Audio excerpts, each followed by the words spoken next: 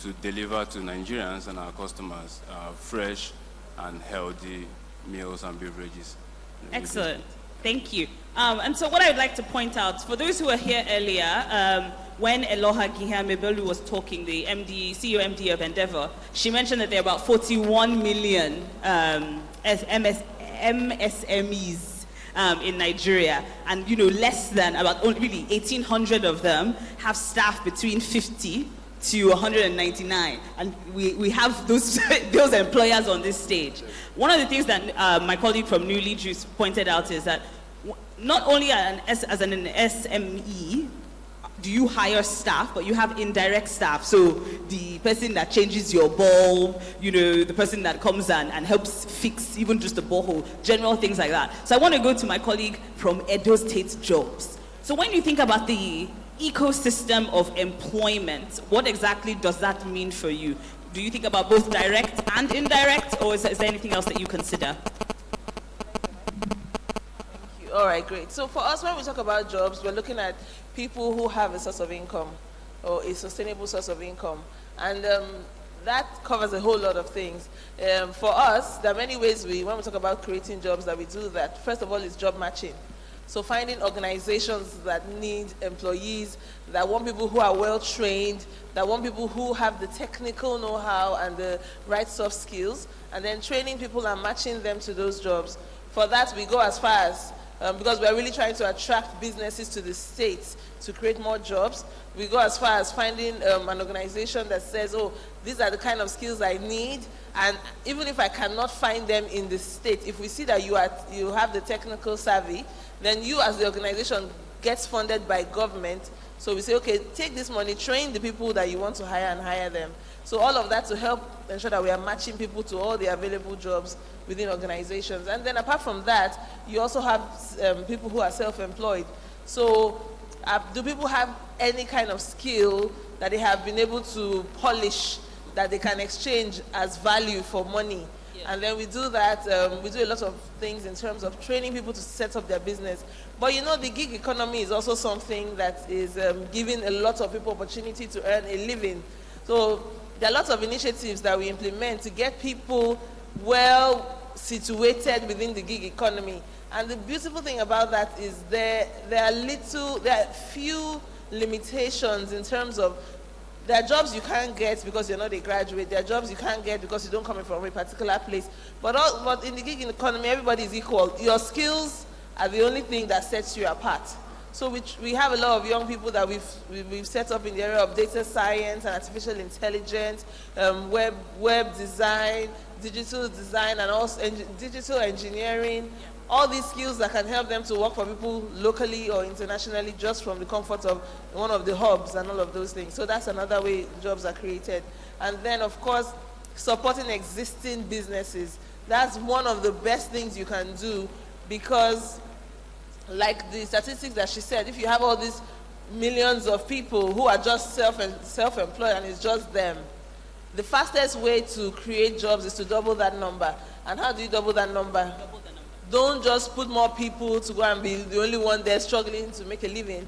Support those guys to scale up. Support them by giving them access to new markets. Help them to get funding into their businesses. And then they automatically employ people. And as they employ more people, their businesses are growing. They're better able to deliver value. Their income grows, and on and on. So supporting existing businesses is a great way to also increase the number of jobs that are available. Fantastic. So I'm going to go straight to Guy, because one of the things you mentioned is your 1,500 champions, right? So when you think about employment, are they directly hired by Maxengi, or do you work with, let's say, other maybe Edo State Jobs or other consulting companies that help with hiring of staff? How does that work? So no, we internalize those functions. For us, quality is paramount, right? And quality is many things. So quality, particularly in transportation, particularly in two-wheel and three-wheel mobility, starts with safety. And what is safety? Safety is, safety is driven. What is it driven by? It's driven by a number of things, starting with, for example, the quality of the equipment. That's why we take the initiative, we take the lead in sourcing the vehicle from our exclusive, manufacturing partners. world-leading manufacturing partners to make sure that we have access to the best quality vehicle, most adapted to our operating environment, right?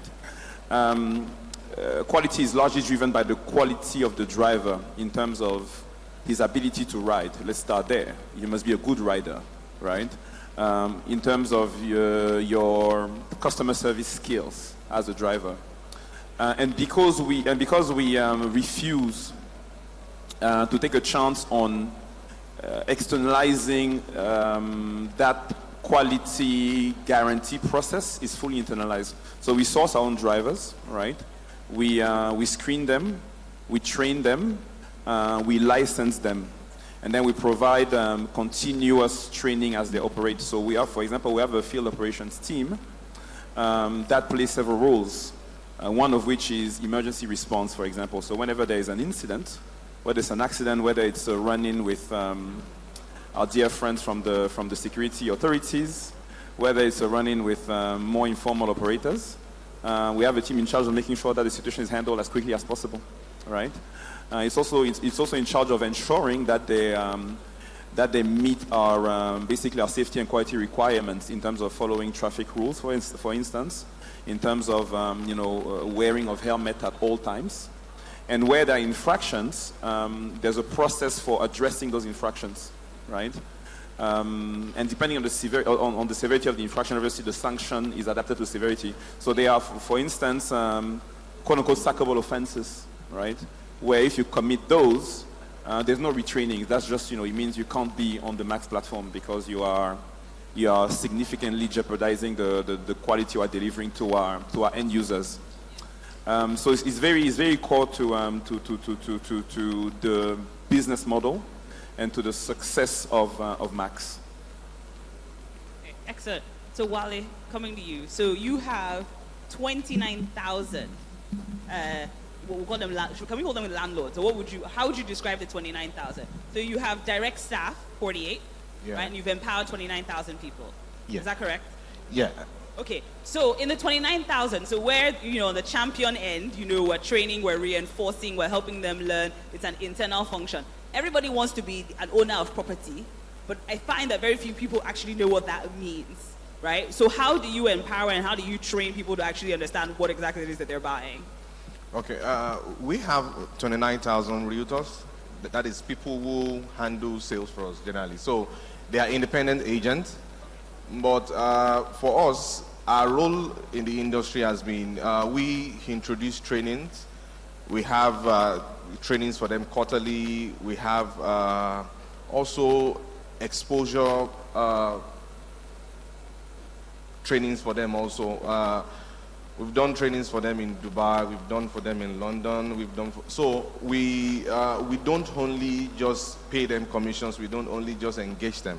So it's more of their development because we believe that is what we give to them that we will also get back. So for us, we take that very serious. We know them, we engage them, we put everybody in a network. You'll be surprised that half of that number, they are on a WhatsApp group. So we make it very easy for them to also network, and for us the focus is more of what we can also add to them than what we can get, because for us the work is more of trying to change the narrative within the real estate market. It's one of the market that has generally most of the negative narration within the Nigerian business space. So for us, it's about making sure that every stakeholder that is involved in a real estate transaction are well informed, and they can make better decisions for their customers. So training is our core business apart from what we do in terms of project development and all that. So we take our realtors very seriously, trainings, and then every now and then we are always engaging with them. We are always trying to help them get better. So I think one of the buzzwords that I've heard all day is training. So to Mr. Deomi, training plus job creation, right? Because when you hear job creation, you hear you're just going to go out into the open market and find whoever has those skills. But pretty much the Guy and Wale have said, training, we have to keep training. We hire and then we train, and then we train and we train and we train. how does that even work in this whole unlocking the SME potential? Right? So if I'm an SME, I'm hoping to find the skills that I need, and now I've gotten, well, a skill, and I have to train. How does that work? All right, thank you. So I would link this to what we do at the LSDEV. We have a program that's called the Employability Program, and that program, what it's designed to do is to, so you have a number of youths going, in Nigeria, unemployment rate today, 23.1% as at the last statistics released, and majority of these people are youths. The issue is not that there are no jobs. The issue is that they are not employable. So what we do, what training will do in that case is to take them from that state of being unemployable and train them to become employable, fill that skill gap by providing capacity development. And so under the employability program, we train youths between 18 and 35 across various sectors: entertainment, hospitality, construction, manufacturing, and then after the training, we then place them. So the objective is to create employment. Now, there are a number of them also that would also want to go the entrepreneurial route to start their own business. So in training, what you do in the SME space or MSME spaces, training increases capacity. And once your capacity is increased, you also have the ability to generate more income and to also scale, which is the major problem we have. So the figures, the statistics that have been thrown at us today, 41.6 million micro SMEs within Nigeria. Out of this 41.6, there is about 41.5 or 41.4 that is micro. These micro businesses, it will surprise you that in terms of employment capacity, ability to recruit, they can only take one average of one person. They are mostly one-man businesses. So if these people, if they have the right training and they are equipped, they have capacity development, they can move from that micro space and move to the SME space proper, small and medium. And on the average, these people can recruit like 39 people. So if you move your capacity from being able to engage one person to being able to engage 40 persons, even if you have 20,000 SMEs, that's about 8 million jobs created. So training is very key for SMEs to create employment. Excellent. I'm actually going to go to Pepper. And the reason I'm going to go to Pepper is not only do you work in the fashion industry, right, but I would say that entertainment industry in Nigeria has probably seen the biggest explosion from probably as many self-employed people to people who have become MSMEs to SMEs, a lot of that growth. So on your team, you had mentioned that you have there's 6 of you, but you have impacted 2,000, right? Are those, in that 2,000, are they all individuals, or are those people that you're helping to scale to become actual structured businesses? Yes. Oh, so sorry. And as you're preparing to answer that question, I'm going to bring up one more panelist. I'm going to give you some time to think about that. Okay. I would like to introduce Chineye Egbe, who is the product manager of Baba Gona. Sorry. I think, did I say it right? Baba Gona. Yes. Excellent. Welcome. Thank you. Please have a seat. And as you sit, Pepe is going to pepper us with the answer. So for us, we work with entrepreneurs and emerging talent. So you could have an idea for a fashion brand, or you could be you could be interested in photography, or you want to work in the fashion industry, you don't know where to start. So we typically work with young people in that space of uncertainty and connect them to opportunities that will help them develop that idea into something that makes sense.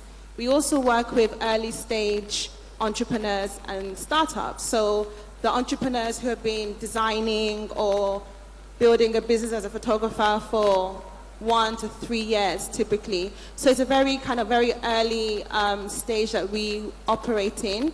And what we find is that when we do training programs, and again, training is so important, there's a massive skills gap in fashion. So you find that because there's such a low barrier to entry, anyone can wake up, get a sewing machine, and start sewing. And there is little to kind of understand the business, the problem they're trying to solve, or even what they're contributing to the environment, or even socially. And you find that a lot of the entrepreneurs that we work with are doing amazing things. They're talented, they're working with 20 women in a remote village who are tie and dyeing or weaving their ashoke, but they don't understand how to communicate that into a value proposition. And so that's where we come in to actually help them identify what is it that they're doing that can actually help them scale. And the massive issue as well is that there is a lot of, fashion is a very glamorous industry, and it's very kind of like, oh, I see somebody doing this on Instagram, and this person got an award, so I'm going to jump in and I'm going to do this because I have access to data. And it doesn't quite work like that. So we really help these young people who are really ambitious and really interested in fashion and wanting to build a brand into understanding what is it that you're good at and what can you develop your skills on. And that's what we've been doing, yeah. Excellent. Okay, I'd also like to introduce Teju Abisoye, who's the Executive Secretary of LSETF. I'm also going to use this opportunity to ask you a question. Okay, so we've talked about training, we've talked about pairing skills. So, I mean, we know that Nigeria has a really young population, and therefore there are just lots of people to hire, in plain English. One of the things that I was just wondering about now is, so you have all of these young people that you are going to help upskill or retrain into another skill, but then you have these SMEs who are also trying to develop themselves. Scale, right? How do you even begin to help an MSME think about scale, whether it's going from a micro to a small to medium, medium to large? How do they even begin to think about that, and even the types of talents that they need? Thank you very much. Good afternoon, everybody. I do apologize for coming in late, but I had to moderate another panel in another session. So basically, the roles of SME, and I've missed a lot, so pardon me if I repeat anything. The role of SME in job creation. In Nigeria, for example, 80% of the jobs today are created by SMEs and nothing else. Now, an SME needs to migrate from, I want to survive, or a micro enterprise needs to move from a survival mentality to a creating an enterprise mentality. If when you are absent, your business does not run, then you have created, you're just still in survival mode. Until you have reached the point where that business can survive, operate, run with or without you, then you have created an enterprise that would last. And it's to continue to make sure that's how you're building that enterprise is very important. And that for us is critical, that we help micro enterprises migrate that mindset to creating enterprises. So we don't want you to just take the loan because you need a job. Take the loan, create something because you want to build something bigger than yourself. And we do this today by creating access to finance, affordable financing for micro enterprises at affordable rates. And why do we say this? If the rates are not affordable, businesses will end up working for the banks. A lot of them are just able to pay back, but they can't expand. But if we make capital affordable and accessible, the idea is that they can then use that money really to expand that business rather than just working to pay an interest. That's part of what we do. Then we also add capacity development, market access, promotions, anything that we can help to build, to help small businesses actually grow and expand beyond survival. Thank you very much. Great. I actually have a question about, for those who have taken loans, and my CFO, you're at the table, you're the head of this table. What percentage of a loan that you take out, how much of that should go towards talent, right? Be it hiring, training, how much of it, right? Because we always talk about SMEs raising money for expansion, but when you expand, you need people. And all those that are laughing on this table will answer, Wale, you are one, Edo State Jobs, you are another, you are smiling, Mr. Adeomi, you two, you are on this table. So all of you will answer, what percentage, in your estimate, do you think of the money that you raise should go towards talent? This mic will not fall our hand.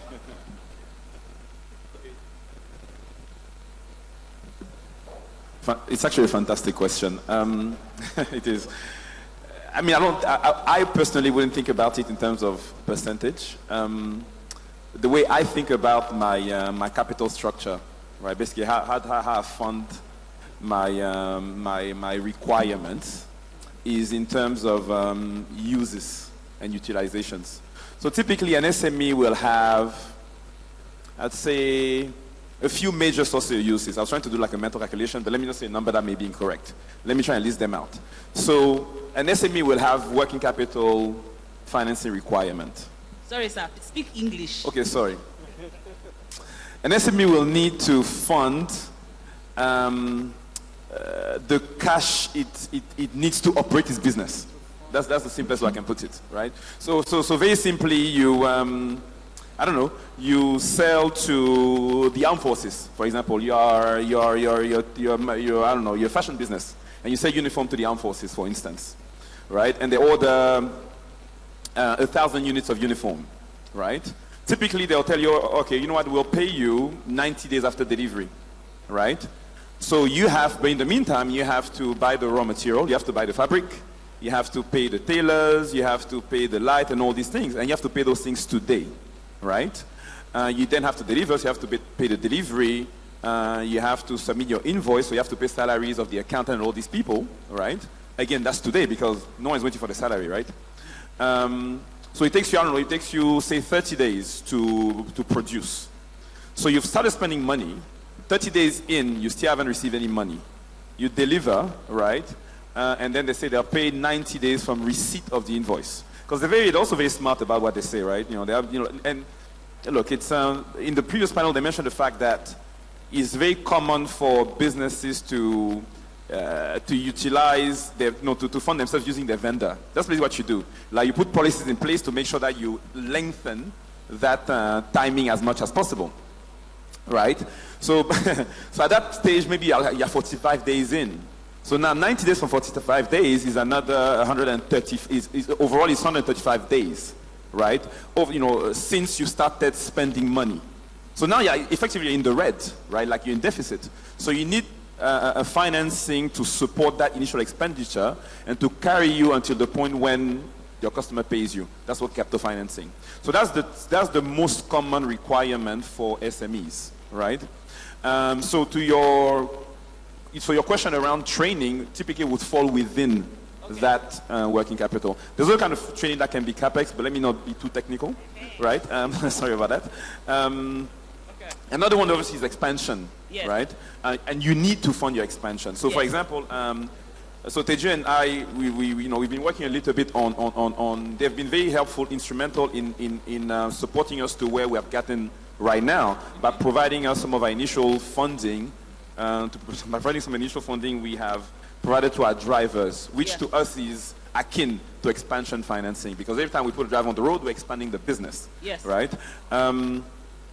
So yeah, and so those two types of financings come with different risk profiles, different requirements. Yeah. Yes.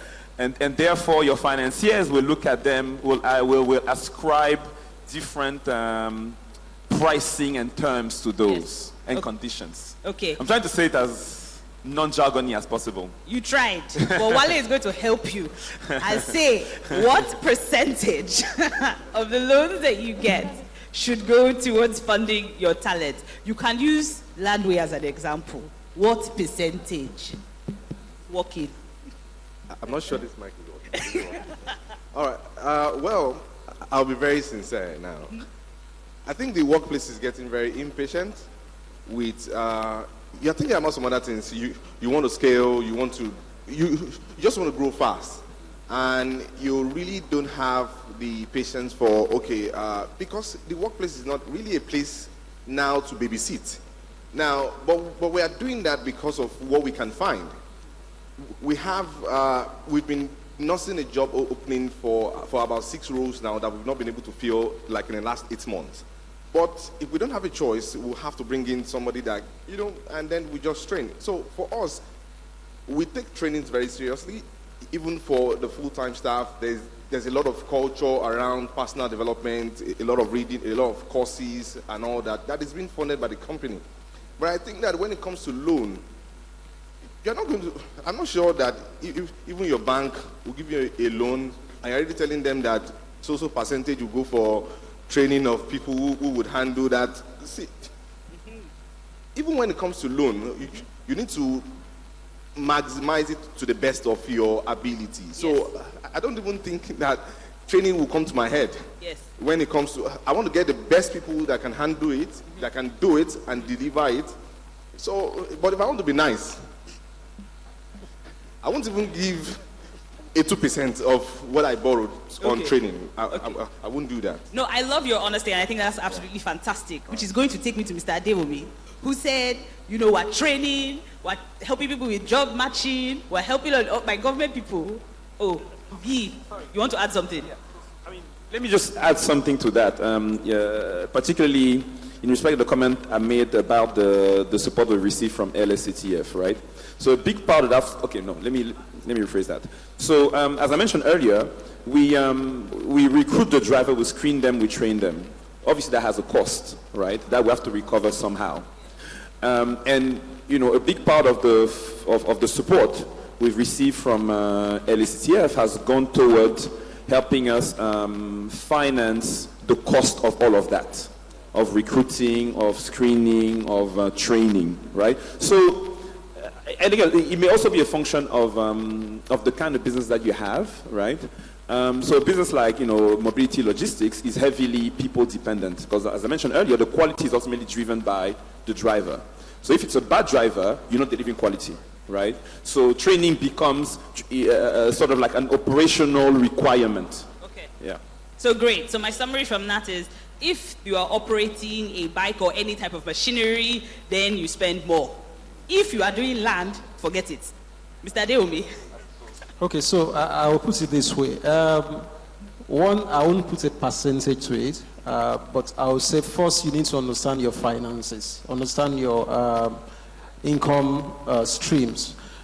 If you are able to tie capacity development directly to income, then, I mean, it makes sense if you take funding and then you use it to increase the capacity of your staff. That if you know that directly, it will bring income at some point, and that income must be at some point that it will meet the repayment terms you have with your fund. So you must understand your finances. Most lenders, except maybe under working capital finance, would shy away from lending towards training because they want repayment back immediately. But if you are able to demonstrate that if I train, if I increase capacity for this staff, immediately I can get increase or double my income, then, I mean, it makes sense, but I won't give you a percentage to that. Okay, excellent. Chineye, you've been nodding your head a lot through it. So please share your experience at Baba Ganun. So at Babanguna, so first of all, let me apologize for my tardiness. I was only told to represent caller on short notice. But at Babanguna, I do not handle financing. But I know that... You are in the division that spends the money when the finance team brings it in. Speak your truth. But we do have programs where we train our farmers, right? And we know that part of the whole package of how we generate the revenue comes from the quality of the training that we provide to our farmers. Now, I doubt when the finance team goes to raise that they go out and say, hey, we want X amount of money just for training of farmers. But when your business has direct correlation, there's direct correlation between how much training that your farmers or people who are generating revenue have on your income, then you have to invest in it. Just like what he said about Max, yes. Okay, excellent. So to Newly Juice, so when you think about, how many locations do you have now? So we have about 9 locations now. Wow. One more is opening in less than 2 months. Fantastic. And 5 out of that 9 was just in the past, this year done. Mm-hmm. So it's been a rapid growth, and also in terms of personnel as well, people that we hire. And I just wanted to say something about the training issue we've been on. I think it has to do more with the type of business you do. Like for us, it's something you can't do without. Like it's very important that those who handle our champs, we call them the newly champs, who make the meals, and the I know the champs as well.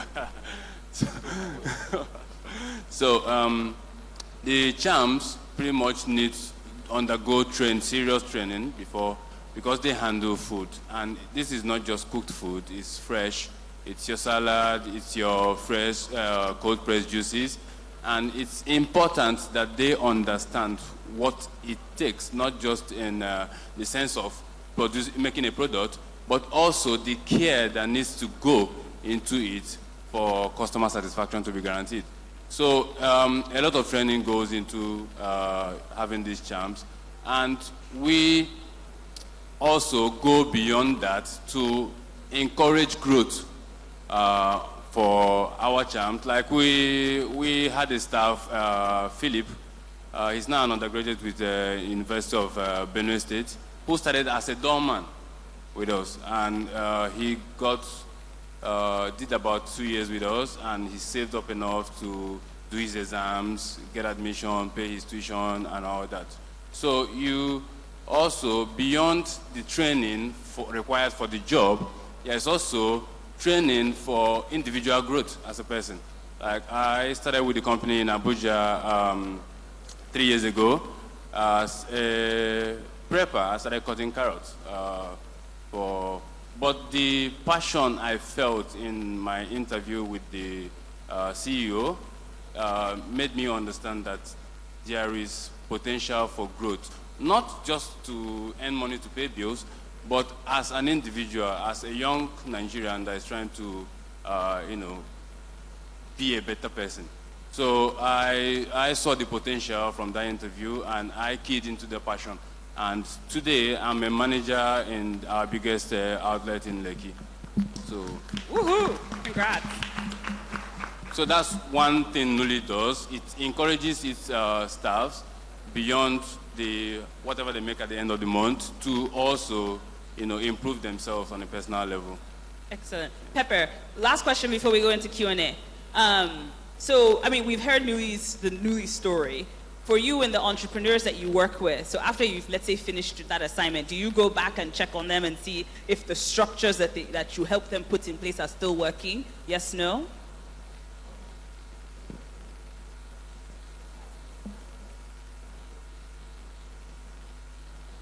Hello? Okay. So for us, that checking in process of our alumni is key to what we're doing, because if we don't see results, then we're not doing the right job. So we do a lot of evaluation and monitoring. We can go through a training cohort, and in 3 months we check up on them. We have various measures in place in terms of how many people were you able to employ since this training, have you been able to access funding, how have you grown personally, professionally, and also what are the opportunities in terms of market access. And what we find is that sometimes it's not always about money in terms of we give you money and then you're able to grow your business. It's actually having the tools and the knowledge. And once you have that, it kind of unlocks other opportunities that you probably would never imagine.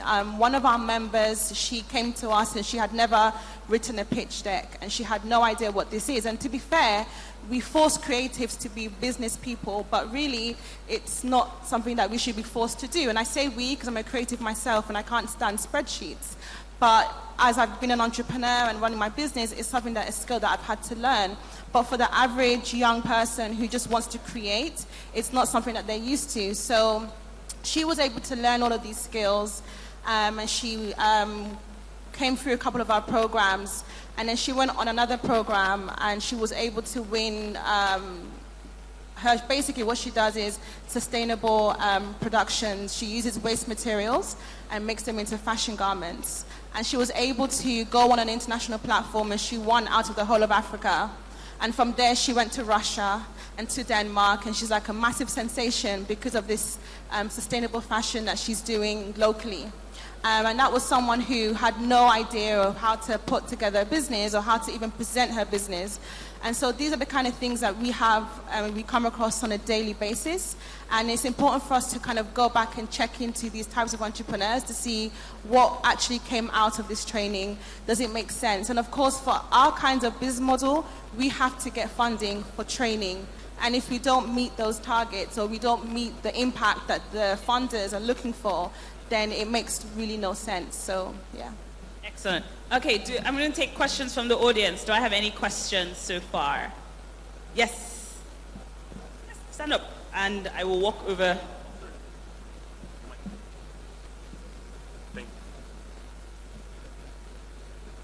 Good afternoon, everyone. Olawale Ademola, the CEO of Olawale Cares Concepts, where we do data analysis, content writing, and publicity. I'll be directing my questions to Miss Edo, pardon me, Miss Dare, and the decider. Yeah, the first question goes to sir. You said you are into capacity building, and as the name implies, it's looking as if you are limiting your service to Edo States from the name. So the question is, the beneficiary of those services, will they be Edo States indigenes or strictly for Edo State? Thank you. And you, sir, you also made mention of one of the problems facing Nigeria, which you said it's not about employment, it's about employability skills. Yes, sir, I can say categorically that you have not been working at the grassroots level, because I've never heard of your services, sir. Thank you very much as well in answering those questions. So apparently we can only take one question, and that is the question. Okay. Okay, great. So the Edo State Skills Development Agency, Edo Jobs, is an initiative of the Edo State Governor. It's not just for people who are from Edo State as indigenes, but it's for people who live and work in Edo. Our interaction with people outside Edo State mostly revolves around organizations like all the people on the panel here today. I'm going to be hounding after today, because our interaction is to bring their activities into the state so that we can create jobs. But really, we work within Edo State. But before the work in Edo State started, I started an organization called Poised Graduate Finishing Academy, which will be 10 years old on the 3rd of January, 2020. And that is based in Lagos. And what we do there is we train young people and connect them to jobs. We started training on employability skills long before it was a buzzword. And we work with higher institutions. We have a curriculum that is endorsed by the NUC. And we train young people on employability skills. The full-time course is 12 weeks. But then we have shorter versions. We deliver these programs on behalf of organizations like Oxfam, SOS, Nigerian employers, and all of that. And it's some of that knowledge and experience that we got from working in Lagos and 6 other states across Nigeria that formed the foundation for what we do in Edo State right now.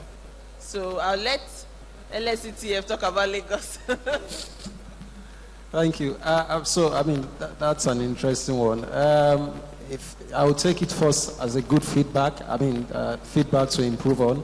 If you haven't heard about LSTF, then maybe we are not doing enough. But we started with an office, head office, and then 20 liaison offices in the 20 local governments in Lagos State. So in all the local governments within Lagos State, we have an office within the local government premise, and you have minimum of 2 officers in those offices who will engage residents of those local governments. But we also understand that because of the peculiarity of Lagos State, you have 20 local governments, and then you have 37 LCDAs, local council development areas. So we also have a plan in place to expand into those LCDAs so that we can reach out to the grassroots, reach out more to the grassroots.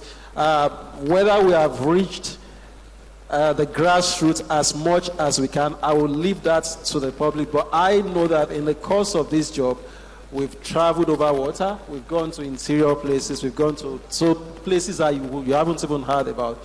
And so today, our beneficiaries for the Access to Finance program, we have over 11,000 beneficiaries. And about 9,000 of these are micro enterprises based spread all around Lagos. So Well, I'll just leave you to answer the question. But we are trying to expand into the LCDA so that we can have our presence can be felt more. Thank you. Fantastic. Thank you so much to my panelists. Our time, unfortunately, is spent. I'd just like to leave everyone with sort of 2 or 3 of my key takeaways from this panel. The first one is not that in the role of SMEs in job creation, the first issue isn't that there are no people to hire, it's the employability of those that we have to hire from. If you would like to get funding, tie capacity development to income generation. So if you're going to use that loan, make sure that it's tied back to income generation. I love this. Move from a survival mentality to an enterprise mentality. Everyone is trying to build a legacy, and if you stop trying to survive in the Ozu, as they say, of Lagos, you will get there and have a fantastic enterprise. And then Business Day will invite us back for your award. Thank you very much. So I believe we're going to take a photo, right? Okay, yes, if everyone could step forward.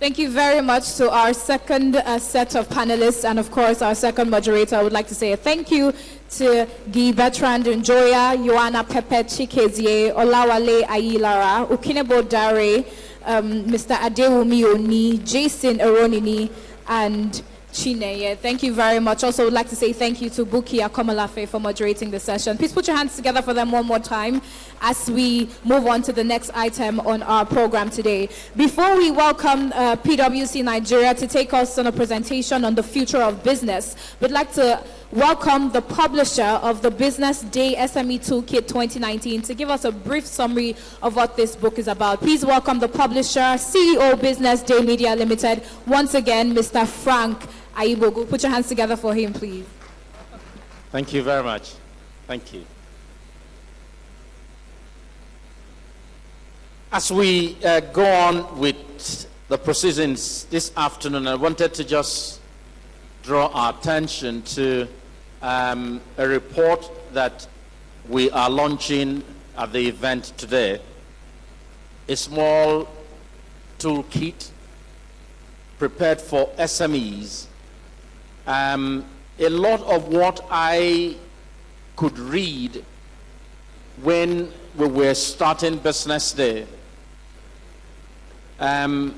with books and toolkits prepared abroad. And it was very easy to notice the many limitations, especially given the peculiarity of the Nigerian business environment.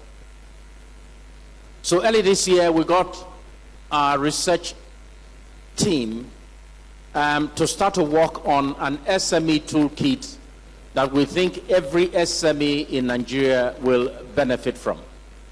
So if you're a business manager or you own a business, I think you will benefit from this pamphlet, because it's about the practical guide that you need for everyday operation.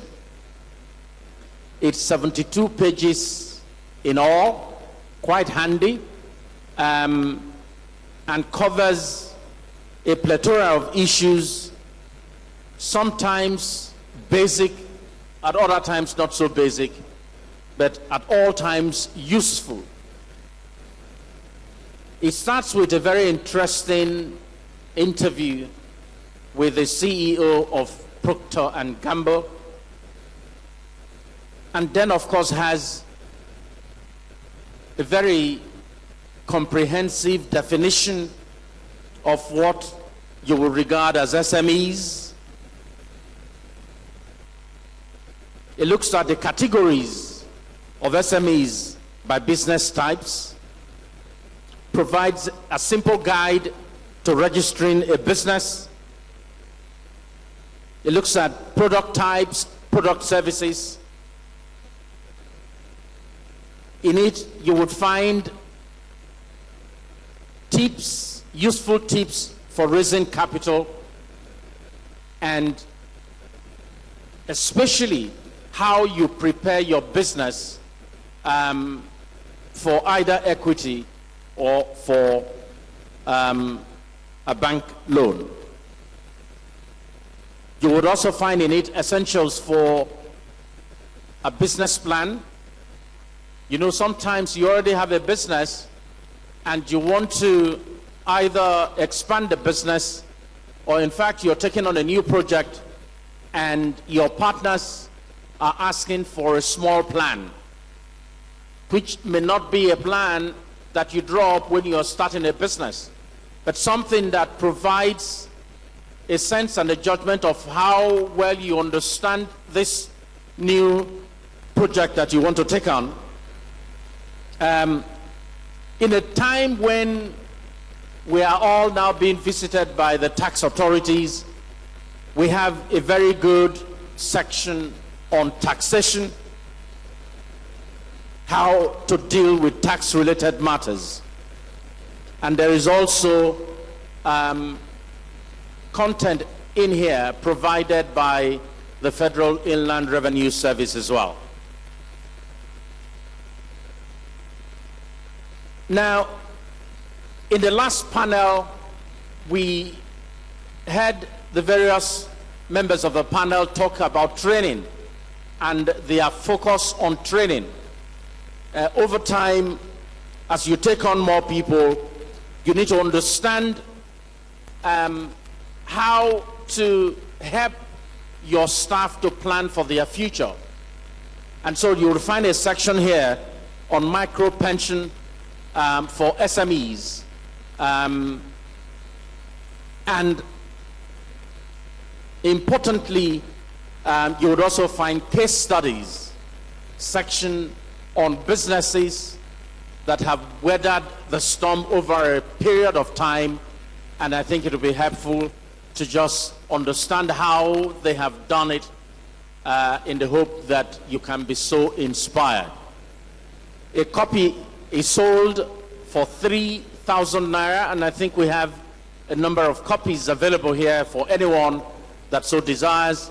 If you contact any of my colleagues from BusinessDay in the course of today, you can have a copy. I can assure you, I wish I had something like this when I was starting BusinessDay. It is something that I think you will find useful, whether you're starting or whether you are already started. Thank you very much. Thank you very much, Mr. Frank Aibogun, for that. Thank you very much. We'll be sure to grab our copies now. Before we move on to the next session, taken by PwC Nigeria, I would like to talk about another book. This is titled Money Brain, Career and Money Management in Your 20s and 30s. This is written by J.R. Kanu. It's called Money Brain, Career and Money Management in Your 20s and Your 30s by J.R. Kanu. We also have this book available today. So if you'd like to grab a copy, I believe that you should. Please do so while the copies are still in the building. Now I would like to welcome PwC Nigeria to take us on a brief talk or presentation on the future of business. Ladies and gentlemen, please put your hands together for PwC as the representative comes forward to take us on the future of business. Please put your hands together again one more time. I believe that we have the head disruption team of PwC, Mrs. Ada Irikefe. You're welcome back. Thank you for coming.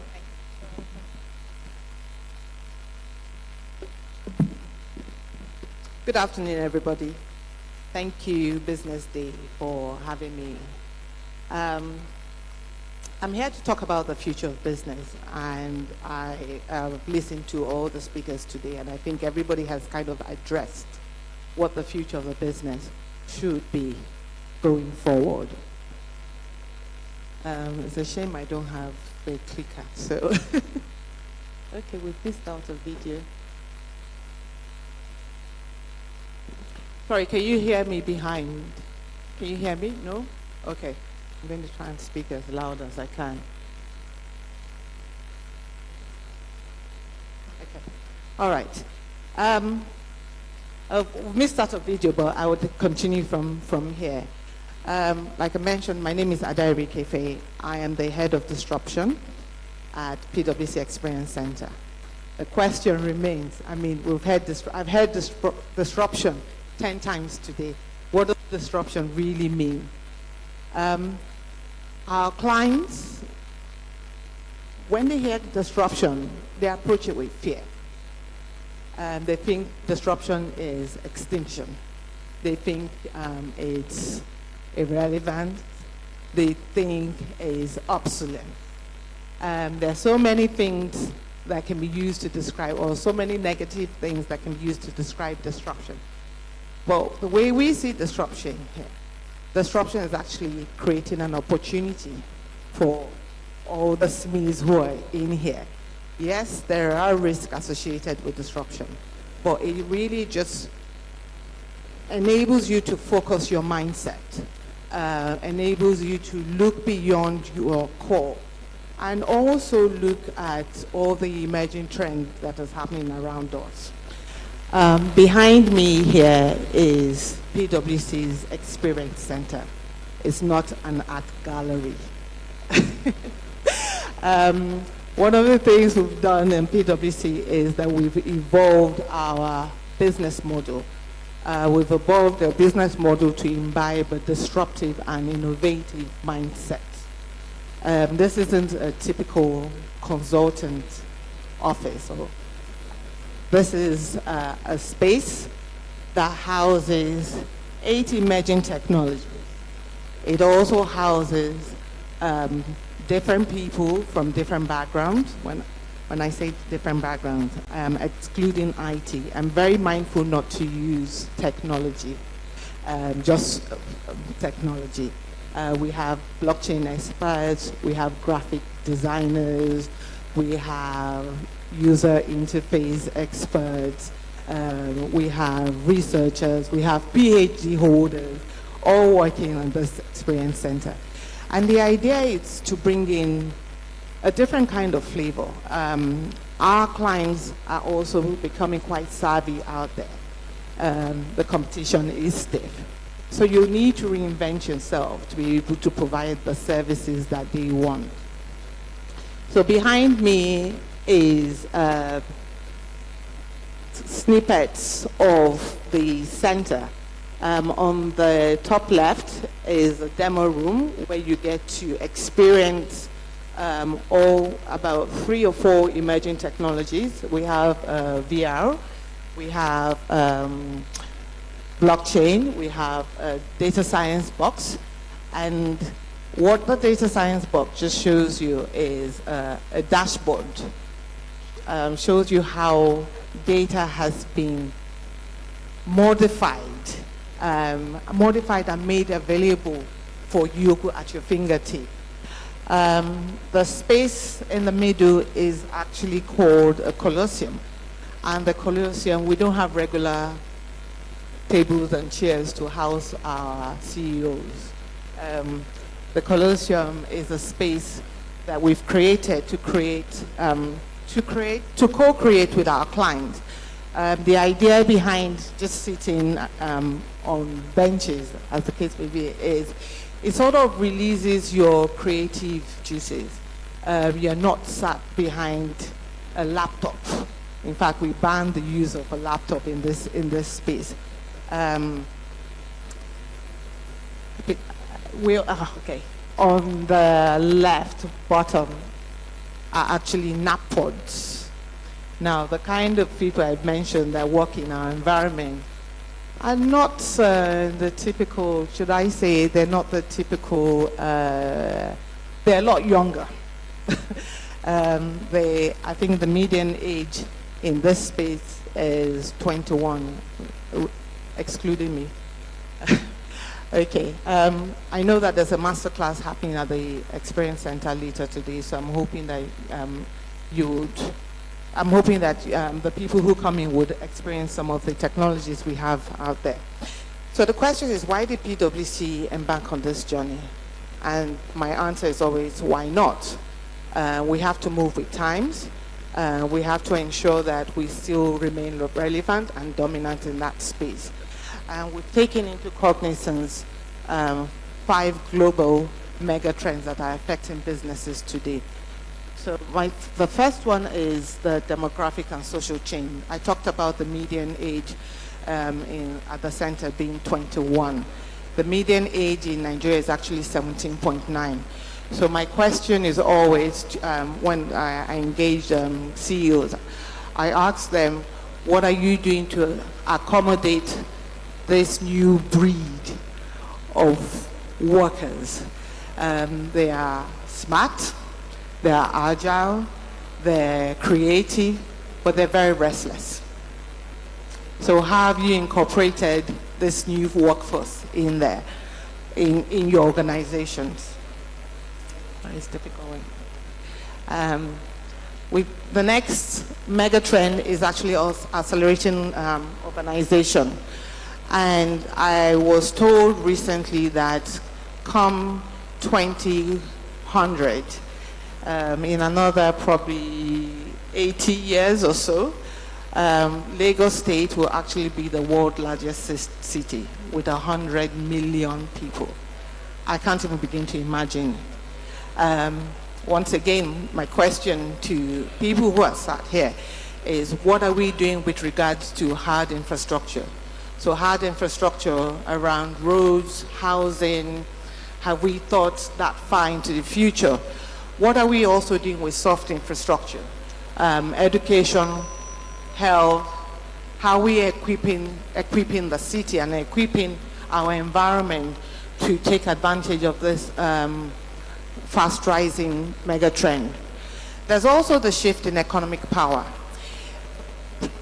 2 years ago, if you ask anybody here who the most powerful country is, you'll probably hear a resounding US, United States of America. The question is it really the US today? What's happening with Russia? What is actually happening with India? What is happening with Africa? Now, it's important to note that there's a lot of exposure within Africa. We have, I think, a growing digital workforce here. And if you notice from the recent visits, there are a couple of international visits that have happened, they've actually come in here to explore and to see how best they can tap into our environment and maybe take some of our talents. It's important we harness and keep those talents within to grow the SME and also to grow the economy as a whole. Okay, I think this is my favorite trend. Growing up, I could easily identify the dry season, the raining season. Are we in the dry? Is it raining? I mean, it rained today, right? And I believe that's one reason why this session was delayed, because there was chaos with a small rain. So the question I always say, and what I always pose to people, that climate change used to be so far from us. We used to call it an Oyibo thing. Climate change is here to stay. So I know there's somebody from Newly. How does that affect somebody, the likes of the Newlies? How does that affect the farmers? The farmers who have gone to banks to collect a loan, knowing fully well that I'm going to plant. In 9 months' time, I would probably be able to sell my produce. Nothing is guaranteed now, especially with this in this year. So we've had rain probably pretty much 10 months of the year. And that has actually destabilized a lot of businesses. I actually walk around the coastal lines here, and coming in every morning, you can see the shores sweeping in. The roads have been reduced from 2 lanes to 1.5. Like my driver would say, "Mommy, water don't wake up." The next trend, which seems to be the most popular one and which seems to be shaping our economy today and also driving this change, is a technology breakthrough. At PwC, we've identified 8 essential technologies that would impact businesses today. Not just businesses, but also impact our daily lives.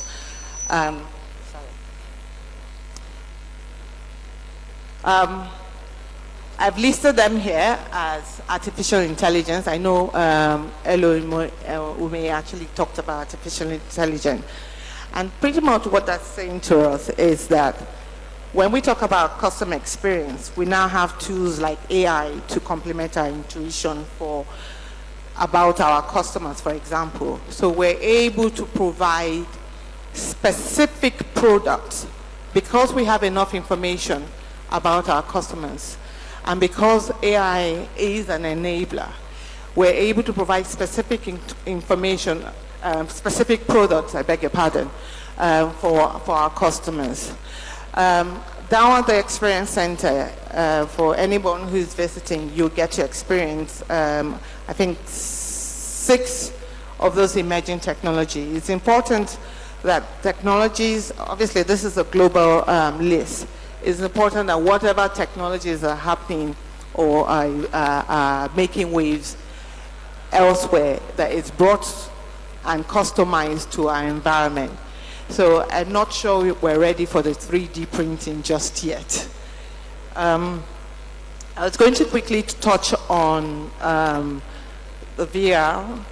The VR, we have a solution called the City of the Future, and what it does is to transport you to what the future would look like, where we don't have Naira and Kobo, but we use data to buy products and services. We use quantum batteries. We use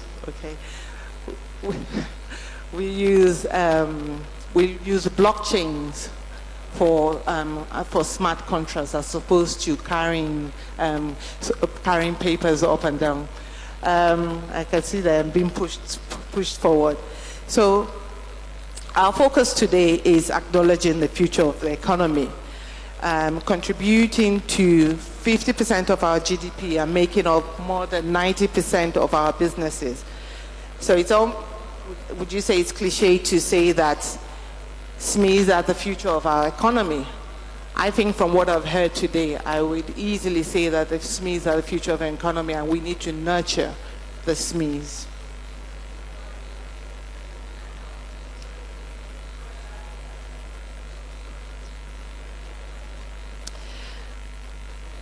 Okay, can you still hear me at the back? Okay, great. I'm mindful not to talk about products here, but I'm sure some of you can identify that bottle in the middle. And the question is,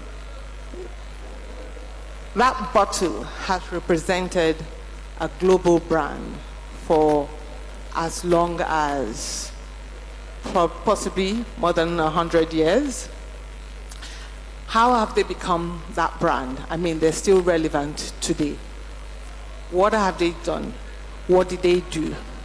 So in the past, they controlled market advertising, they controlled the knowledge, they also controlled distribution. For SMEs to take advantage of technology today, I have 3 circles that have, I have 3 circles that represent the marketing, the distribution, and also the knowledge.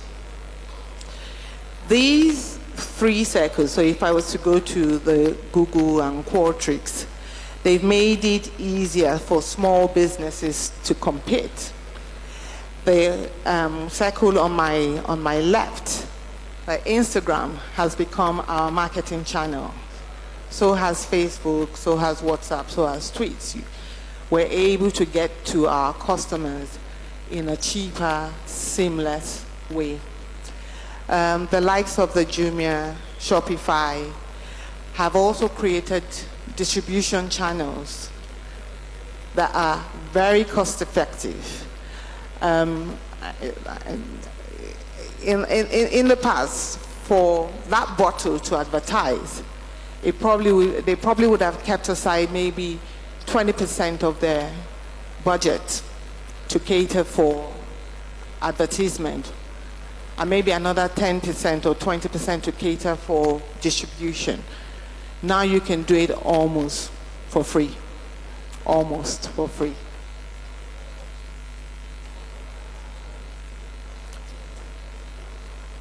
Notwithstanding, with all the nice things that technology and change of a mindset can do, we still have challenges.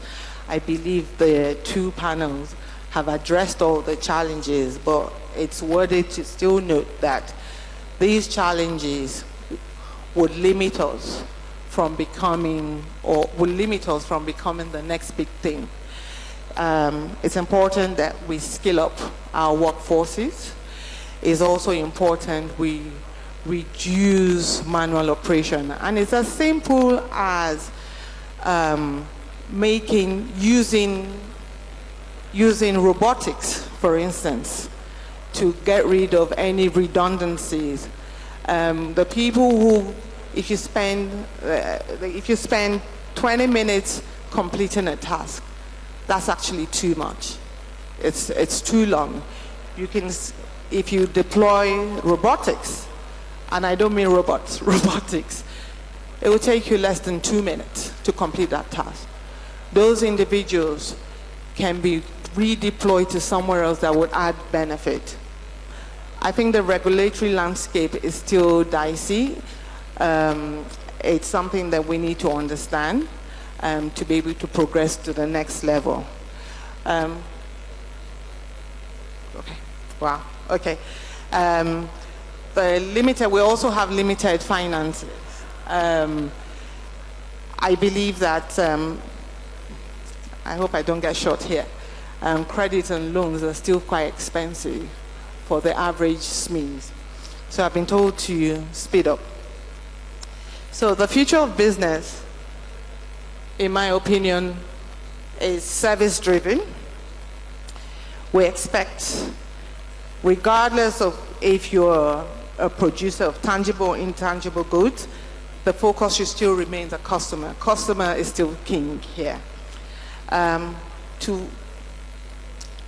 On the journey to transformation, we expect you to utilize, I've talked about robotics to automate your processes.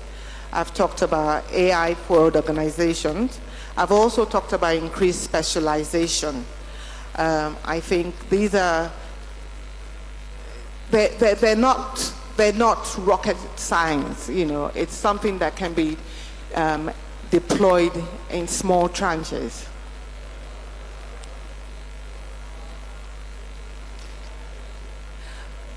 The bottom line here is that for SMEs to thrive in Nigeria, we need to employ a collaborative ecosystem. The idea of do it alone no longer exists if you want to win in this space. We do have a lot of growth hubs, the likes of, dare I say, CC hubs.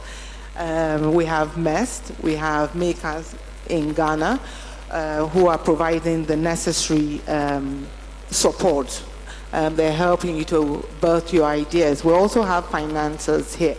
Financiers help us to provide flexible and mutually beneficial capital models. And then the PwC at the far end, what we do here is help you to fine-tune your strategies and operation with data analytics, process optimization, product development, and not to forget foundational expertise in accounting, tax, and fraud.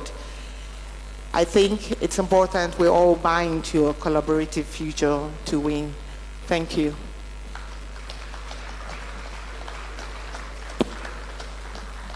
Thank you very, very much. Let's put our hands together one more time for the head disruption team, PwC Experience Center, Ada Irikefe. I will not lie to you. When I saw her title, I took a second glance. I'm like, what? Head disruption team? This sounds very interesting.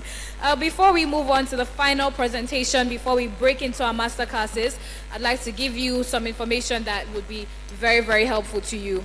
There will be a special masterclass at the PwC Experience Center, and it's going to start at exactly 2 p.m. However, the only way you can gain access to that room for the masterclass is if you registered to be a part of the masterclass. So if you registered for the PwC Experience Masterclass, the class would begin at 2 p.m. at the PwC Experience Center, which is just in the next building. Also, we have an Investing and Deal Room Masterclass with Lagos Angel Network, where you can pitch your business ideas, and who knows, you might get an angel investor today. So that too will start at 2 p.m. The addresses, or rather the room numbers, will be given for you to identify the room for each masterclass. So you have the opportunity to pitch your business idea and hopefully get an angel investor today. Courtesy Lagos Angel Network and BusinessDay. The final presentation today is going to be taken by Rich Africa, and it is titled The Money Train. I know I want to get on the money train. How many of us are getting on the money train 2020? Let me see you wave those hands. Amazing. Let's put our hands together for Rich Africa as they come forward for the money train presentation. Put your hands together, please. Thank you very much.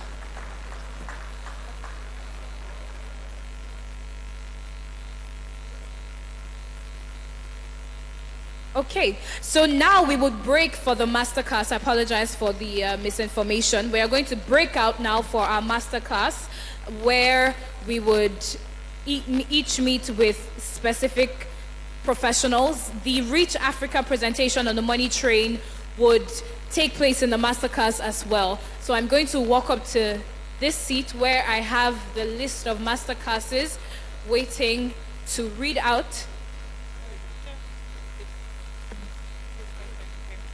Okay, so we have the Creative Business Masterclass powered by Trace. The Creative Business Masterclass powered by Trace. We also have the Accessing Impact Investing and the Authentic Voice. We have Makeup and Beauty Product. We have Customer Acquisition and Retention. We have Digital Marketing and Branding, Preparing Your Business for Investment, Developing Your Business in the 21st Century, Developing Talents for the Future of Work, Investing and Deal Room Masterclass, Marketing Research and Consumer Insight, Financial Literacy, Raising Finance for Your Business, Building the Business of the Future, Leveraging Technology, and SMEs Navigating Legal. Those are the masterclasses that we have today, and they would happen in the building right next to us in specific rooms, which will be given to you shortly. Okay, so please be patient while we get the room numbers so that you know exactly where your masterclass is and you know where you're breaking out to. We'll bring you that information in a few minutes. Thank you very much.